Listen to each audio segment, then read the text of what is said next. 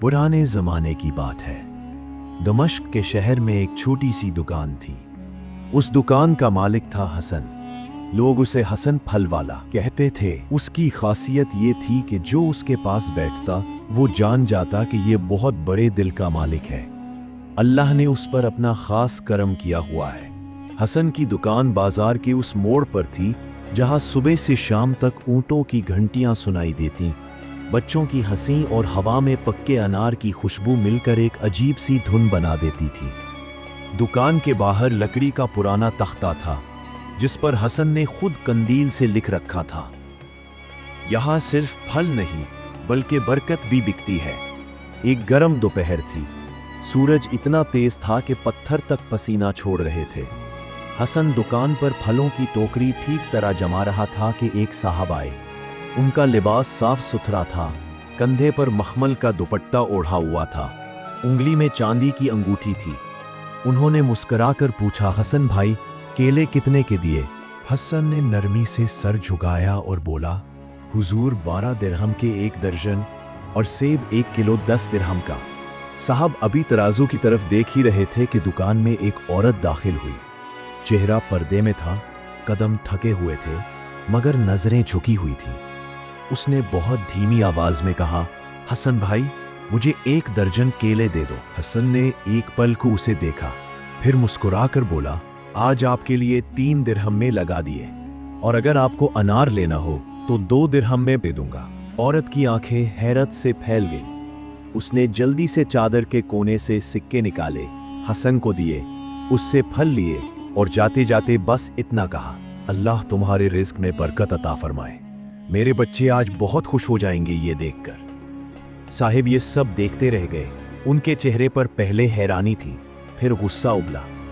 जैसे ही औरत गई वो भड़क उठे और बोले, हसन, ये क्या तरीका है? मुझसे 12 और उससे 3 दिरहम ले रहे हो? क्या मेरे कपड़ों पर दौलत लिखी हुई है? और उसके चेहरे पर फकीरी। हसन ने पुरसुकून लहजे में कहा, हुजूर जरा सब्र करे, मैं आपको अभी समझाता हूँ।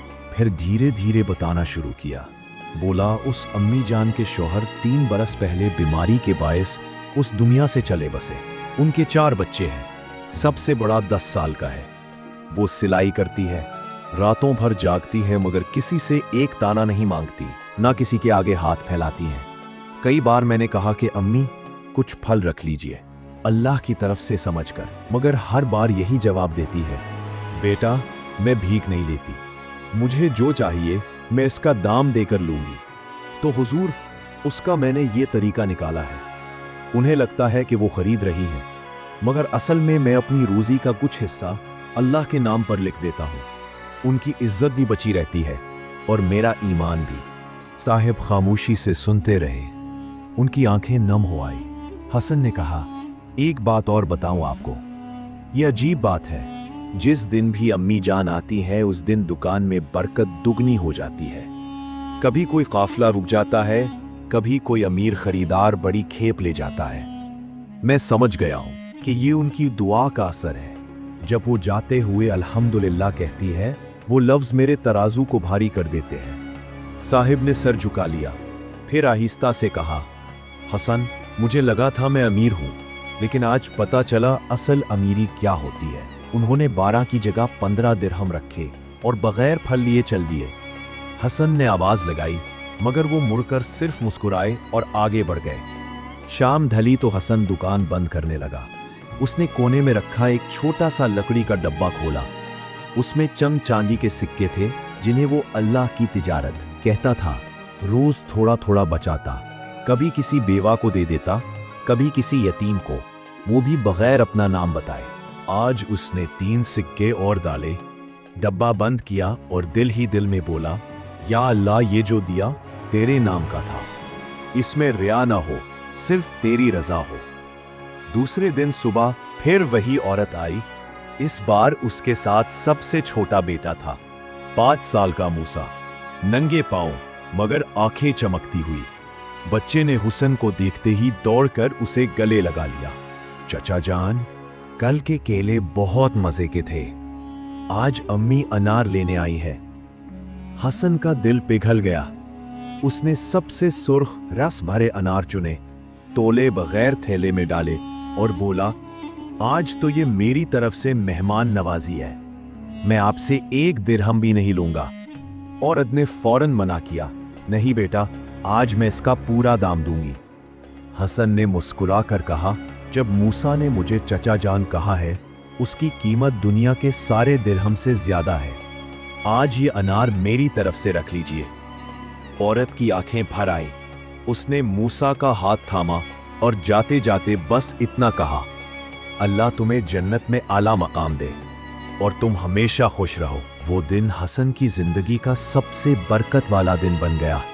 दोपहर तक 3 काफले रुके। एक सरदार ने सारी खजूरों की टोकरी खरीद ली। एक फारसी साहब ने अंगूर 20 मन मंगवाए। सिक्के तराजू पर यूं झंझना रहे थे जैसे बारिश बरस रही हो। शाम को जब हसन ने हिसाब किया तो दंग रह गया। उसने कभी इतना नफा एक दिन में नहीं कमाया था। उसने सारी कमाई का 10वां हिस्सा निकाला।